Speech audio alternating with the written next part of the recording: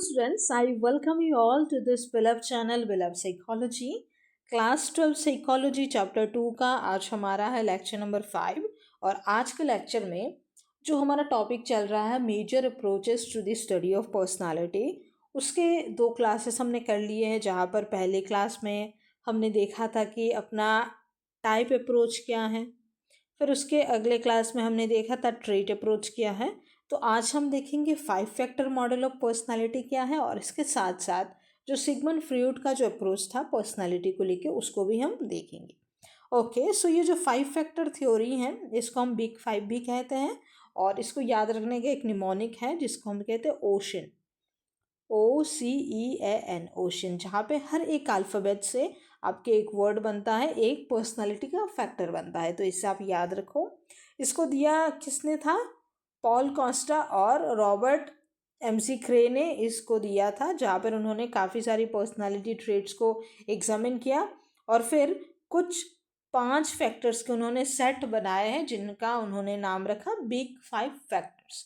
यानी इन्हीं 5 फैक्टर्स से मिलजुल के हर एक का पर्सनालिटी बनता है, और इन्हीं 5 फैक्टर के अंदर ही बहुत सारे तरीके के और भी फैक्टर्स इंक्लूड हो जाते हैं। यानी एक टाइप का पैटर्न है कि जैसे मानो 4-5 अगर फैक्टर्स है जो कि एक टाइप के एक तरीके के हैं, तो उनको हम किसी एक बड़े फैक्टर में डाल दिया है, इस तरीके से इनको लिया है।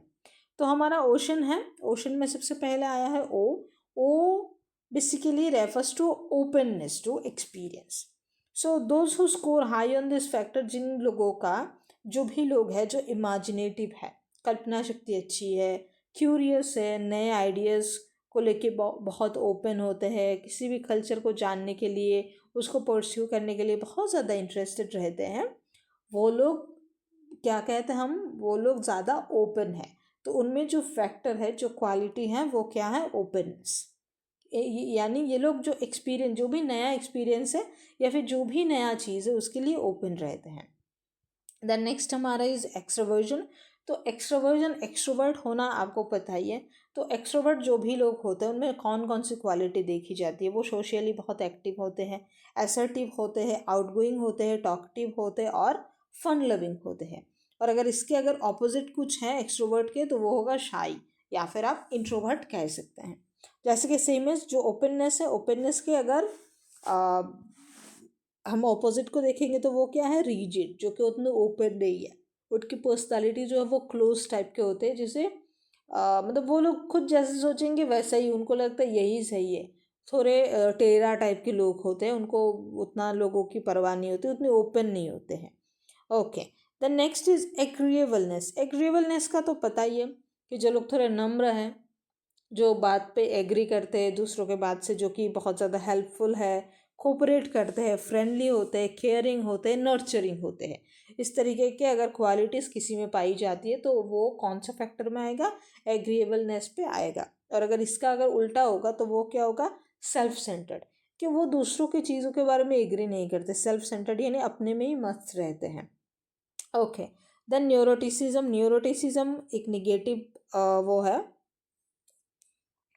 नेगेटिव फैक्टर है, जहाँ पर जो लोग इमोशनली थोड़ा बहुत अनस्टेबल होते हैं, एंशियस होते हैं, वरीड होते हैं, fearful, distressed, irritable, hypertensive type के होते हैं, मतलब बहुत ज़्यादा चिंता में रहते हैं, उतने स्टेबल नहीं है मेंटली, इमोशनली, तो उनको हम कहते हैं न्यूरोटिसिज्म उनमें ज़्यादा है।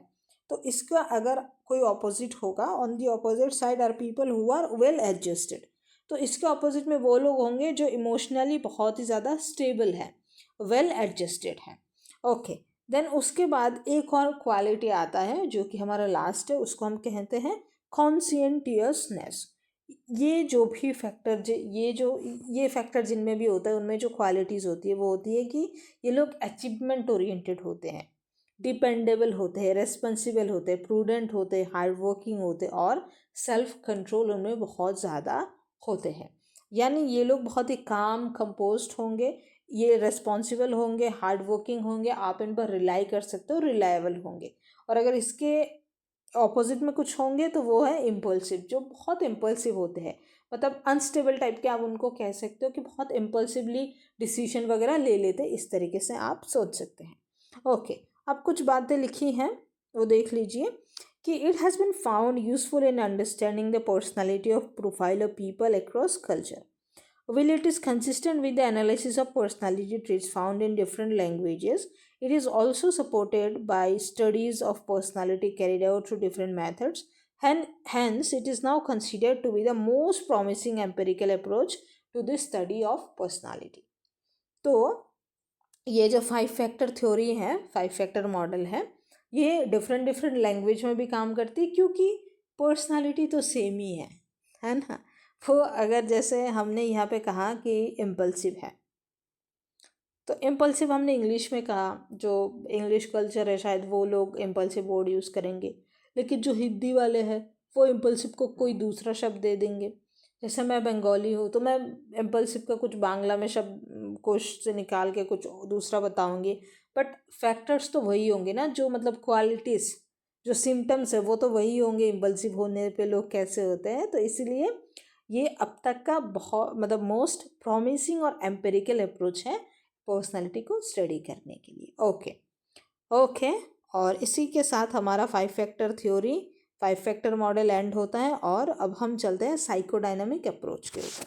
साइकोडायनामिक अप्रोच बहुत ही इम्पॉर्टेंट है और थोड़ा सा लंबा भी है, तो हम इसको देखेंगे. नेक्स्ट क्लास में हम पोस्ट फ्रॉइडियन अप्रोच को ख़त्म करेंगे. ओके सो साइकोडायनामिक अप्रोच पे बहुत ही एक मतलब इसका एक सिंपल सा एक कॉन्सेप्ट है, एक ही कॉन्सेप्ट पे बेस्ड है पूरा ये जो साइकोडायनामिक अप्रोच, और यही है कि इंसान का, इसको पहली बात तो दिया किसने है, सिगमंड फ्रॉइड ने. तो ये नाम आप याद रखो, ये बहुत इंपॉर्टेंट नाम है साइकोलॉजी में, अब तक आपने बहुत बार सुना होगा. ओके सो इनका जो टेक्निक था, जिस तरीके से वो पर्सनालिटी को एनालाइज करते थे, उसका नाम था फ्री एसोसिएशन. फ्री एसोसिएशन एक ऐसा है जहाँ पे एसोसिएट का मतलब क्या है कि एक साथ मिलजुल के काम करना. तो वहाँ पे क्या होता है, जो क्लाइंट है और जो थेरेपिस्ट है वो मिलजुल के क्या करते, ऐसा माहौल बनाते थे जहाँ पे जो क्लाइंट है वो ओपनली, बहुत ही ज़्यादा फ्रीली अपने जो भी थॉट्स है, फीलिंग्स है, जो भी आइडियाज़ है, वो सब कुछ शेयर कर सकते थे. इसलिए इसको कहा गया है फ्री एसोसिएशन. मतलब फ्रीली अपने जो भी थॉट्स है, फीलिंग्स है, आइडियाज़ है, वो सब कुछ शेयर कर सकते थे. और साथ के साथ उन्होंने जो क्लाइंट का जो ड्रीम है, क्या ड्रीम देखा, ड्रीम एनालिसिस भी करते थे. और बहुत सारे और कुछ भी अगर थिंकिंग एरर वगैरह है, उन सबको एनालाइज करके किसी भी इंसान के जो माइंड के अंदर का फंक्शनिंग है, इंटरनल फंक्शनिंग है, उसको समझते थे.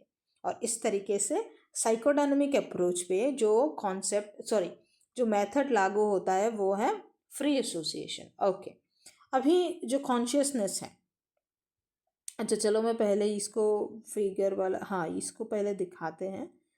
अच्छा नहीं, हाँ इसको पहले आप देखो इस इमेज को. तो ये जैसे पूरा हमारा माइंड का एक अच्छा इधर भी है, अच्छा ये वाला, अच्छा ये आपका शायद एनसीईआरटी वाला डायग्राम है. हाँ और इसको मैंने अलग से लिया है. ओके सो हमारे माइंड का पूरा अगर आप स्ट्रक्चर देखो, तो ये जो ऊपर वाला पार्ट है, दिस इज कॉन्शियस. कॉन्शियस का मतलब जो हम नॉर्मली डेली लाइफ में अपनी एक्टिव स्टेट ऑफ माइंड में जिस तरीके से हम रहते हैं, जैसे आपको पता होता है टीचर आने पर आपको मतलब स्टैंड अप होके आपको विश करना होता है, आपको चुप रहना होता है, टीचर अगर नोट करवा रहे हैं क्लास में कुछ आपको नोट करना होता है, खाना दाएं हाथ से खाना होता है, और किसी को अगर घर पे कोई भी आए तो प्रणाम करना होता है. मतलब इस तरीके से जो भी नॉर्मल बेसिक सी चीज़ें हैं, ये सब हमारे कॉन्शियस माइंड में स्टोर है कि कॉन्शियसली हम जो भी करते हैं. देन हमारा है pre conscious mind. Pre conscious वो माइंड है जो कि कॉन्शियस के नीचे, मतलब नीचे ऐसे आप वैसे वो लेयर नहीं कर सकते हो. प्री कॉन्शियस में हमारी वो चीज़ें रहती है जो थोड़ी पुरानी है लेकिन उतना ज़्यादा पुराना भी नहीं है. जैसे 1 महीने पहले क्या बात हुई थी, 1 साल पहले क्या बात हुई थी, या फिर मतलब प्री कॉन्शियस माइंड वो चीज़ें हैं जिन पर हम थोड़ा अगर जोर डालेंगे तो हमको चीज़ें याद आ जाएगी. जैसे एग्ज़ाम में हमने कई बार 2-4 महीने क्या पढ़ा था, हम एग्ज़ाम में बैठते तो बहुत याद करने की कोशिश करते, फिर याद होता है. तो वो चीज़ हमारा प्री कॉन्शियस माइंड है जहाँ पे शॉर्ट टर्म के लिए चीज़ें स्टोर वगैरह हो जाती. उसके बाद आता है अनकॉन्शियस. अनकॉन्शियस माइंड वो पार्ट है जो मतलब हर चीज़ को रिकॉर्ड कर रहा है, उस पर हर चीज़ स्टोर होता रहता है, शायद हमें पता नहीं होता है। लेकिन जैसे आपने सुना होगा साइकोलॉजी में कि चाइल्डहुड ट्रॉमा ये सब, तो कई बार बहुत बड़े बड़े लोगों को भी बहुत पुरानी कुछ चीज़ें हो जाती है जिसके ट्रॉमा लेके वो घूमते रहते हैं, उनको वो ट्रॉमा होता है। बचपन में शायद कोई बच्चा होगा जो थोड़े ऊपर से गिर गया था, तो उसके अंदर वो हाइट की डर आ जाता है। किसी बच्चे को, जैसे मेरे को एक बार बचपन में कुत्ते ने काटा था, तो मुझे बहुत वो डर लगता है कुत्ते देखने से। तो मेरे को जब कॉन्शियसली, जबकि कॉन्शियसली मेरे को पता है कि कुत्ते काटेंगे नहीं, कुछ नहीं करेंगे, क्योंकि दूसरे लोगों से अच्छे से मिल रहे हैं, बट मेरे कॉन्शियस अनकॉन्शियस माइंड में शायद ये स्टोर है कि ये काटते हैं, तो ये मेरे को डर बैठ गया है। तो ये हमारा पूरा क्या है, जो माइंड का स्ट्रक्चर है। ये जो फ्रूडियन जो थ्योरी है, फ्रूडियन जो थ्योरी है, उस फ्रूडियन थ्योरी के अकॉर्डिंग ये फ्रूड ने बताया है। ओके, अब इनके अकॉर्डिंग लेवल ऑफ जो कॉन्शियस है, अभी ये जो कॉन्शियस है, अच्छा कॉन्शियसनेस के तो हमने देख लिया कि कॉन्शियस वो चीज़ें हैं जो हमारी थॉट्स, फीलिंग्स और एक्शन को इंक्लूड करते हैं। जो प्री कॉन्शियस है, जिनके mental activity of which people may become aware only if they attend to it closely. मतलब अगर हम ज़्यादा अटेंशन डालने की कोशिश करेंगे, ज़्यादा ध्यान देने की कोशिश करेंगे, तो हम चीज़ें वो क्या करते हैं, हम याद कर सकते हैं। And unconscious is which includes mental activity that people are unaware of, कि बहुत बार हम भूल जाते हैं लेकिन हमारे अनकॉन्शियस माइंड में वो स्टोर हो जाती है। So these are the 3 level of consciousness. Consciousness इतना एक्सेंट के साथ नहीं बोलना था। ओके, अभी एक दो चीज़ें फ्रूड ने बोला है। According to Freud, the unconscious is a reservoir of instinctive और एनिमल ड्राइव्स। अब इंस्टिक्टिव मतलब इंस्टिंक्ट पे बेसिस पे, जो हम अभी कहते हैं इंट्रूसिव थॉट, कि कोई अच्छा नहीं लग रहा है, मन करे चलो उसको मुक्का मार देते उठ के तो ये जो इंट्रेंसिव वाली थॉट्स है, इंट्रूसिव थॉट्स है, और हमारे जो डीपेस्ट डार्केस्ट डिज़ायर्स होती है, फैंटेसी होती है, वो कहते हैं कि अनकॉन्शियस में रहती है, वो हमें कॉन्शियस लेवल पे हमें पता नहीं चलता है। And animal drives, animal drives मतलब क्या है, जैसे एनिमल्स को समझ नहीं आता है सही गलत का फ़र्क, तो ये वही बात है। Okay, so it also store ideas and wishes that are concealed from conscious awareness, perhaps because they lead psychological conflicts। और कुछ ऐसे हमारे आइडियाज़, जैसे मैंने कहा फैंटेसीज और विशेस भी स्टोर करते हैं, जो कि कॉन्शियस लेवल पे शायद कई बार गलत लगती है, जैसे किसी के सेक्सुअल डिज़ायर ये आ सकता है। तो ये जो फ्रूड ने जो टेक्निक डेवलप किया उसको हम कहते हैं साइको एनालिसिस, और साइको एनालिसिस में जो मेथड यूज़ करते हैं उसको हम क्या कहते हैं, फ्री एसोसिएशन, हमने पहले भी देखा। ओके, सो ये जो साइको एनालिसिस है या फिर साइको एनालिटिक जो थेरेपी है, इसका मेन गोल क्या है कि लोगों के जो अनकॉन्शियस मटेरियल्स टू कॉन्शियस पे ले आना, and thereby helping people to live more self aware and integrated manner. यानी जो भी लोगों के कॉन्शियस माइंड में है उसको कॉन्शियस, अनकॉन्शियस माइंड पे है उसको कॉन्शियस लेवल पे लेके आना, और फिर उनको एक अच्छी ज़िंदगी देना। ओके, अभी फ्रूड के अकॉर्डिंग जो पर्सनालिटी है, पर्सनालिटी के भी कुछ क्या कहते हैं स्ट्रक्चर है। तो क्योंकि हम पर्सनालिटी थ्योरी को ही पढ़ रहे हैं, तो ईड, ईगो, सुपर ईगो, अच्छा, ठीक है। तो यहाँ पे मैं कैसे बताती हूँ, इस तरीके से एक नॉर्मल एग्जांपल से मैं बताती हूँ। जैसे पापा पापा होते हैं, और मानो बड़ा बेटा और छोटा बेटा। तो इसको हम कहते हैं इड, इसको हम कहते हैं ईगो, और इसको हम कहते हैं सुपर ईगो। हैं, इस तरीके से कहते हैं हम। तो इड का मतलब है कि जहाँ पर आपका ऐसा है कि उतना सही गलत का फ़र्क नहीं मानता है। ये जो पार्ट है हमारा, इड वाला जो पार्ट है हमारे पर्सनालिटी का, इसमें हमारे जो मन में आए वो करने की कोशिश हम करते हैं। तो जैसे छोटा बेटा होता है घर का, उसको उतना सही गलत समझ नहीं आता है, उसको अगर कुछ चाहिए तो चाहिए होता है। तो सेम एज इड। लेकिन वहीं पे आता है सुपर ईगो, पापा। पापा क्या करते हैं, पापा बहुत सोच समझ कर चलते हैं, कई बार कंजूसी भी करते हैं। कई बार जैसे कुछ सामान चाहिए होता है, जैसे पापा के जूते फट गए, शर्ट जो है पुराने हो गए, कपड़ा पुराना हो गया, लेकिन फिर भी वो बहुत मोरल के साथ, बहुत एथिक्स के साथ चलते हैं और कुछ गलत काम नहीं करते, अपने लिए कई बार सामान भी नहीं लेते, अपना दुख दर्द पीड़ा में ही रहते हैं। और जो छोटा बेटा आता है उसको कुछ समझ नहीं आता, उसको जो मांगना है वो मांगता रहता है, जो चाहिए होता है उसके जिद लगा रहता है। लेकिन बीच में पड़ता है बड़ा बेटा, ये छोटे वाला की तरह नाजायज़ जिद नहीं करता है, लेकिन पापा की तरह इतना कॉम्प्रोमाइज़ भी नहीं करता है। ये मोरल को भी देखता है, एथिक्स को भी देखता है, साथ के साथ सही गलत को भी देखता है, और इसके हिसाब से जो सही लगता है, जो सोसाइटल लेवल पे बिल्कुल सही बैठता है, वो वही करता है। समझ गए ना आप? ये तीन एग्जाम्पल नहीं, एक एग्जाम्पल, इसको बहुत याद रखो, यही ज़िंदगी भर काम आएगा साइकोलॉजी जब तक पढ़ोगे तब तक। ओके, सो यहीं पे प्राइमरी 3 एलिमेंट्स होता है, ईड, ईगो, सुपर ईगो। ओके, तो हम देख लेते हैं स्ट्रक्चर। सो ईड अभी इतना कुछ ख़ास देखने के लिए नहीं है, मैं ऐसे ही बहुत जल्दी जल्दी करवाती हूँ। सो ईड इज़ पर्सनल्स इंस्टिंक्टुअल एनर्जी, जैसे लोगों की इंस्टिंक्ट पे बेस पे होती है। मतलब इसमें इमीडिएट ग्रेटिफिकेशन चाहिए होता है, नीड, सेक्सुअल डिज़ायर्स होते हैं, कई बार एग्रेसिव इम्पल्सिवनेस होते हैं, मतलब जैसे उसको इमीडिएटली ग्रेटिफिकेशन, मतलब जो चाहिए उसको चाहिए है। फिर कई बार जो अनकंट्रोलेबल सेक्सुअल डिज़ायर है वो भी ईड का पार्ट होता है। फिर एग्रेसिव इम्पल्सिवनेस, बहुत इम्पल्सिव, क्या करते हैं क्या नहीं करते पता नहीं हो चलता है। It works on the pleasure principal, इसको प्लेजर से मतलब होता है कि बस खुशी मिल जाए, जो चाहिए वो मनपसंद चीज़ मिल जाए। अब अच्छा होगा बुरा होगा उसका पता नहीं है, और पेन को अवॉइड करने की हमेशा कोशिश करता है। देन इसमें जो ईड वाला पार्ट है, इसमें मतलब जो ईड वाला पार्ट है हमारे पर्सनैलिटी का, उसमें कोई मोरल वैल्यूज़ नहीं है, कोई सोसाइटी के बारे में नहीं सोचता है, कोई अदर इंडिविजुअल के बारे में नहीं सोचता है। जैसे हमारे अंदर जो राक्षस वाला पार्ट होता है, जो हैवान वाला पार्ट होता है, सब कहते हैं ना कि लोग में हैवान भी होता है भगवान भी होता है, तो वो शैतान वाला पार्ट यही है। ओके, सो ये जो दो इंस्टिंक्ट फोर्स एनर्जीज होते हैं, एक लाइफ इंस्टिंक्ट एक डेथ इंस्टिंक्ट आप कह सकते हैं। Then paid less attention to death instinct and focus more on life instinct, या फिर सेक्सुअल इंस्टिंक्ट इसको हम कहते हैं। मतलब जहाँ पर फ्रीड ने कहा कि डेथ इंस्टिंक्ट के बारे में, डेथ इंस्टिंक्ट के ऊपर भी बेस्ड है, लेकिन डेथ के बारे में उन्होंने बात नहीं करी, उन्होंने ज़्यादातर बात बर्थ वाली चीज़ पे की है। And instant force energy is called libido, works on the pleasure principle and seeks immediate gratification।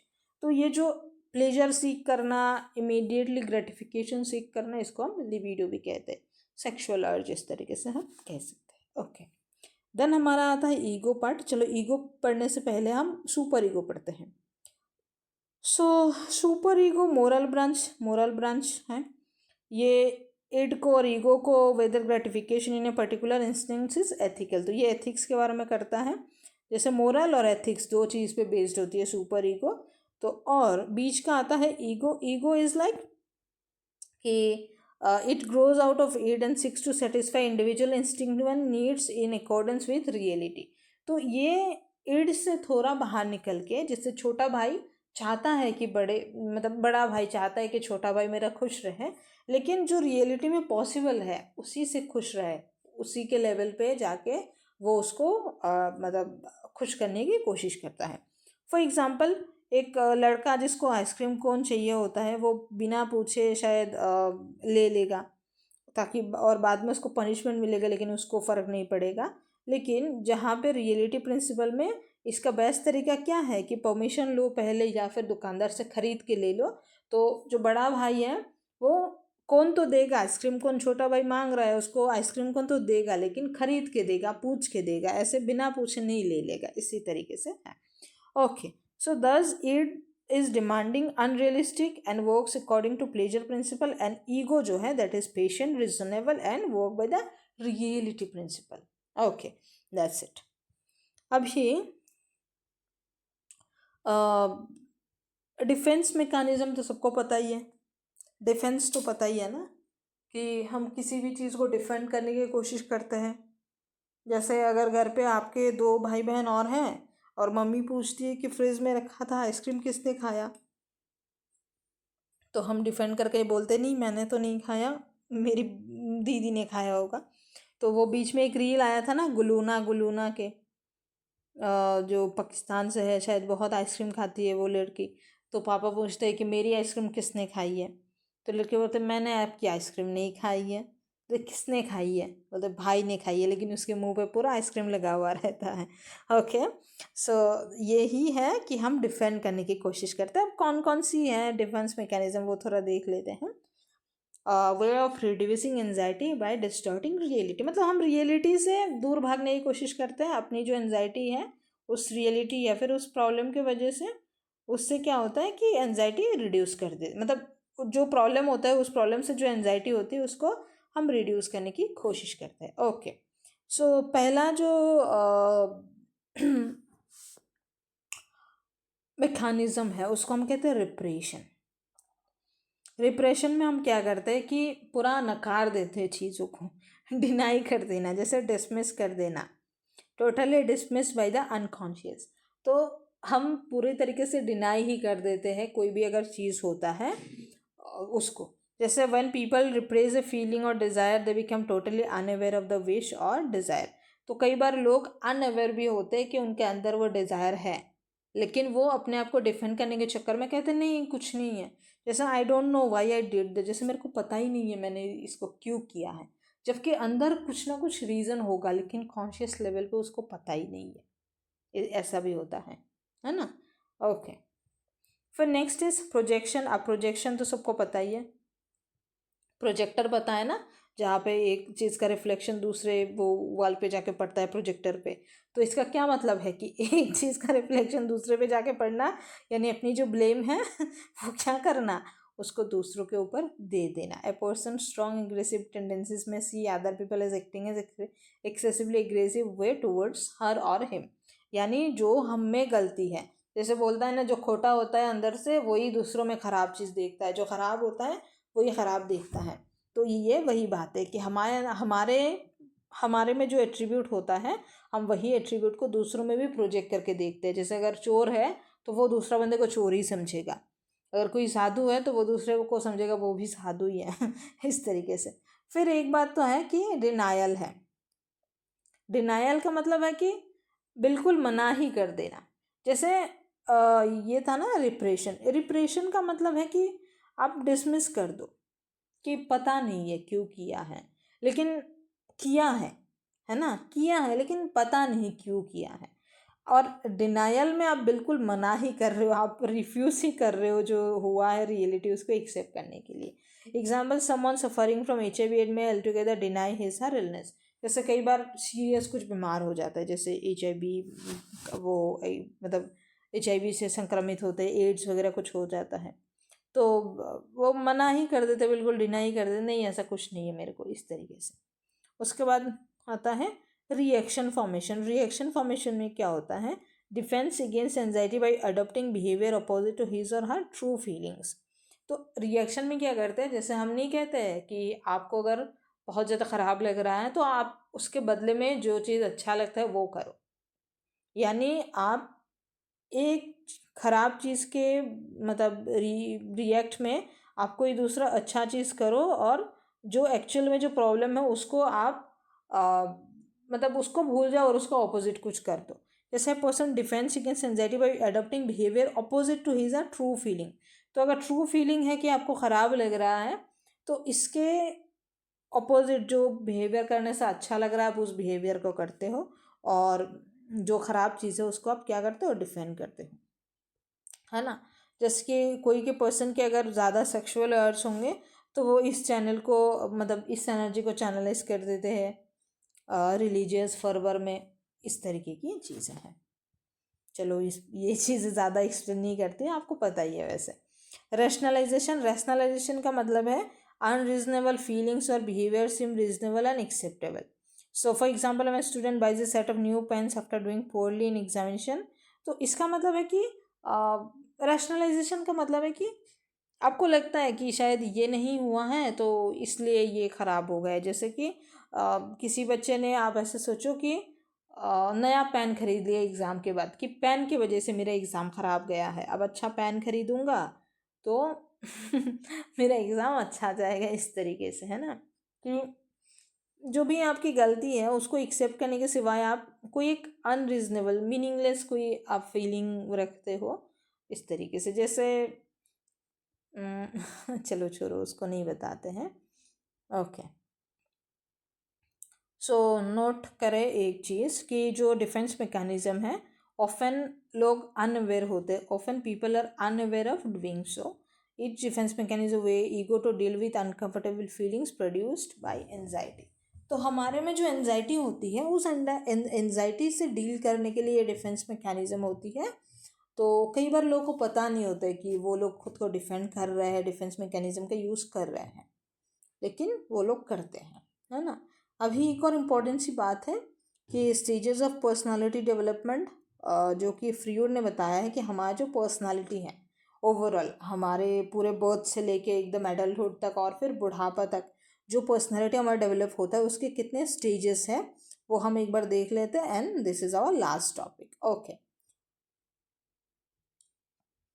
Okay so ये जो 5 स्टेजेस में डिवाइड किया गया है हमारा ये जो पूरा पर्सनालिटी का development according to Sigmund Freud.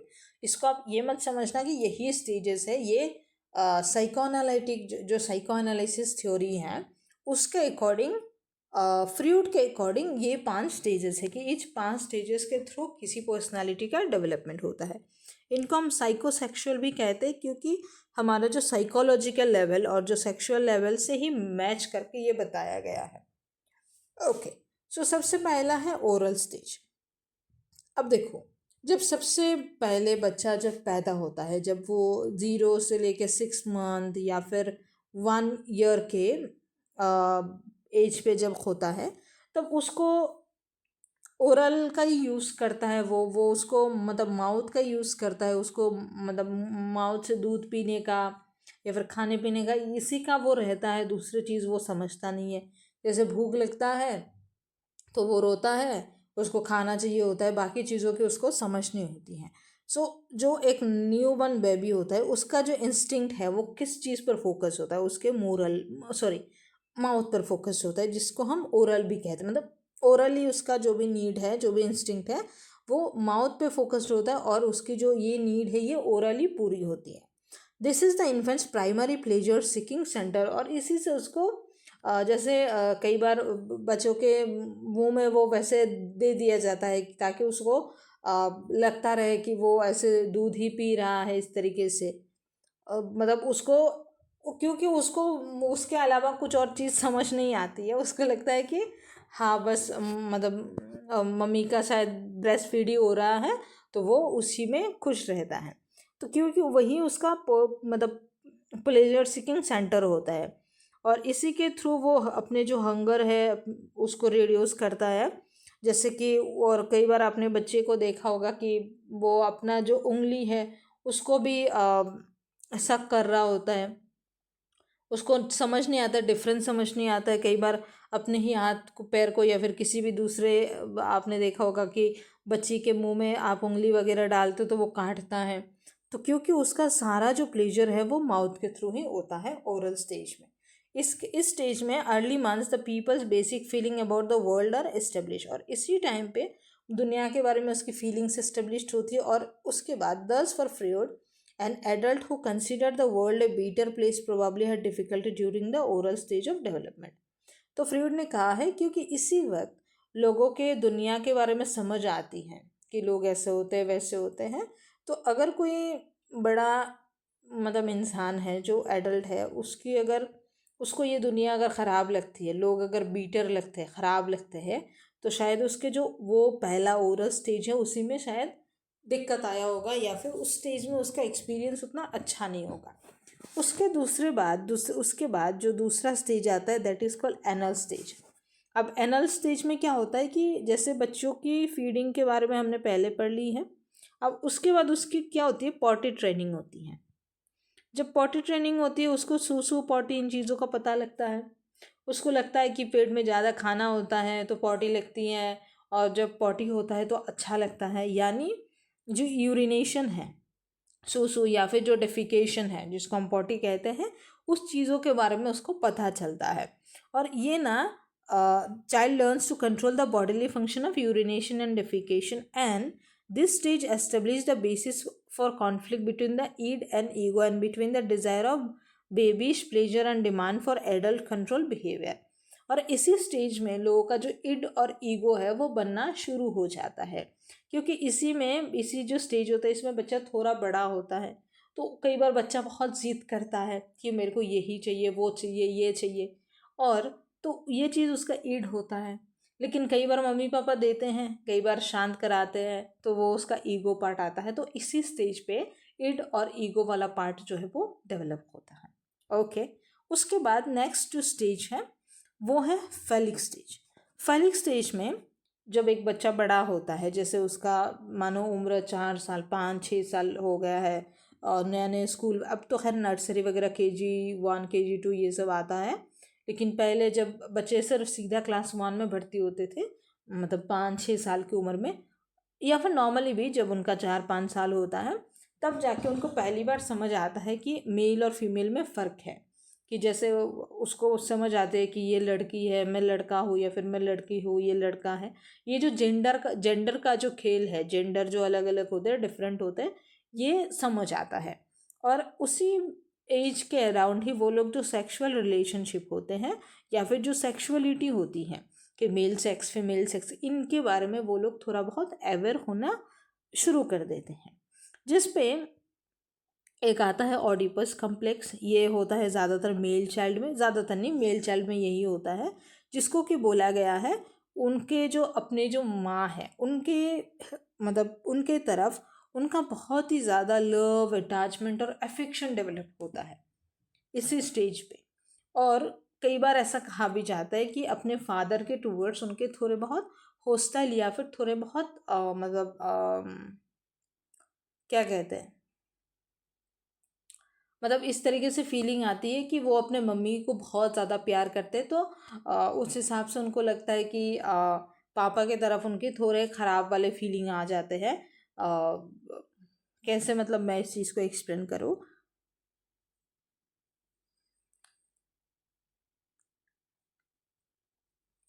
मतलब वही चीज़ है कि मम्मी के टूवर्ड्स उनको बहुत अफेक्शन होता है। जैसे कई बार नहीं होते कि हम जिनसे बहुत ज़्यादा अटैच्ड होते हैं, बहुत अफेक्शन रखते हैं, जो बहुत प्यार करते हैं, हम नहीं चाहते कि वो किसी दूसरे को हम शेयर, मतलब किसी दूसरे से उस इंसान के प्यार को हम बांटना चाहे, शेयर करना चाहे। तो उस हिसाब से अगर आप देखें तो ऐसे लगता है कि पापा के टूवर्ड्स थोड़े बहुत हॉस्टाइल, या फिर मतलब कड़वा फीलिंग हो जाता है। और इसी टाइम पे उनको उनके अंदर वो डर भी आता है कि शायद मतलब जैसे नहीं होते लोग अपने पापा से बहुत डरते हैं कि मैं अगर ये करूँगा वो करूँगा तो पापा डांटेंगे, पापा को पता लगेगा तो डांटेंगे।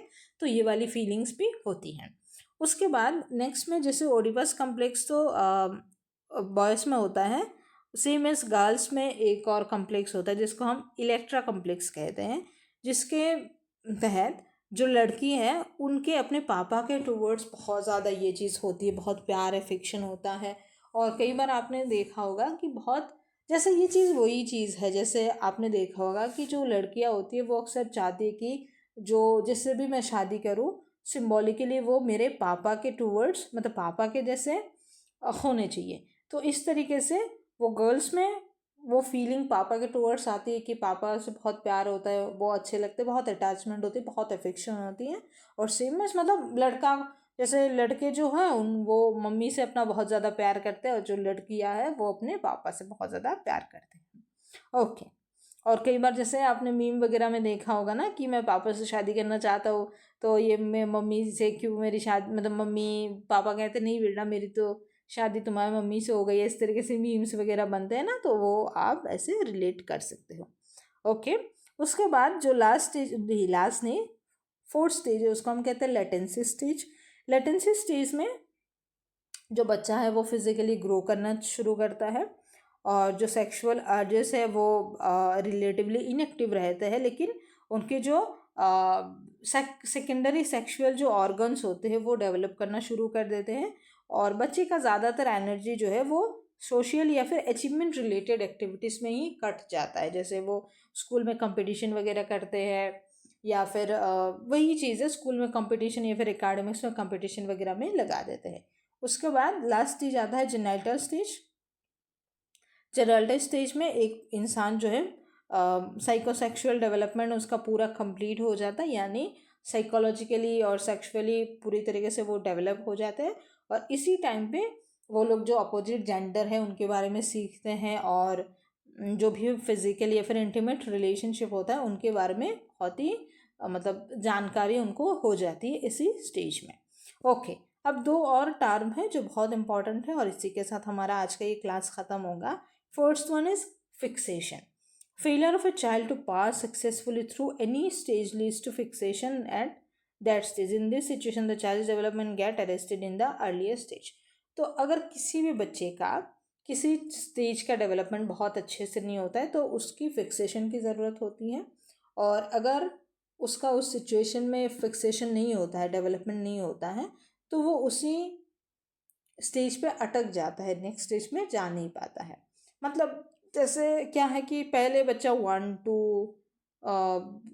3 ये सब सीखता है, उसके बाद जाके वो 12 सीखता है, 13 सीखता है, इस तरीके से फिर जाके उसको 120 समझ आएगा। तो इस तरीके से ना धीरे धीरे बढ़ेगा। जैसे पहले ABCD सीखते हैं, फिर A for Apple, B for ball, ये सब सीखते हैं।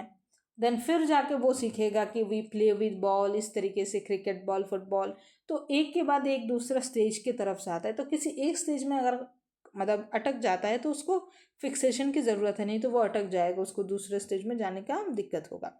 दूसरा है रिग्रेशन। सो रिग्रेशन में क्या होता है कि ये अर्लियर स्टेज पे वापस चला जाता है। रिग्रेशन ऑकर्स जब पर्सन का resolution of a problem at any stage of development is less than adequate. In this situation people display behaviour typical of A less mature stage of A development.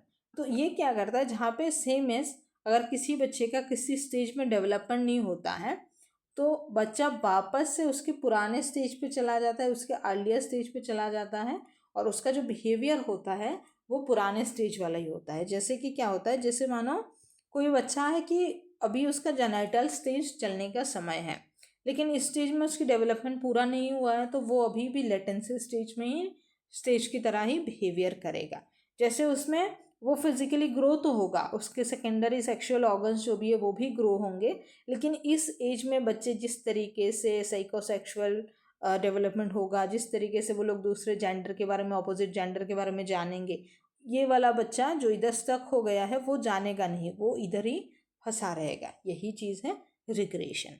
Okay, जैसे आपने regression का मतलब है वापस जाना, पीछे जाना, और फिक्सेशन का मतलब है फिक्स करना। ओके, सो इतनी ही बात है, और इसी के साथ हम आज के क्लास को एंड करते हैं। नेक्स्ट क्लास में हम पोस्ट फ्रूडियन अप्रोचेस को पढ़ेंगे। फिलहाल के लिए इतना ही। PDF के लिए आपको जाना होगा हमारा टेलीग्राम चैनल, जिसका लिंक डिस्क्रिप्शन में दिया हुआ है। Thank you.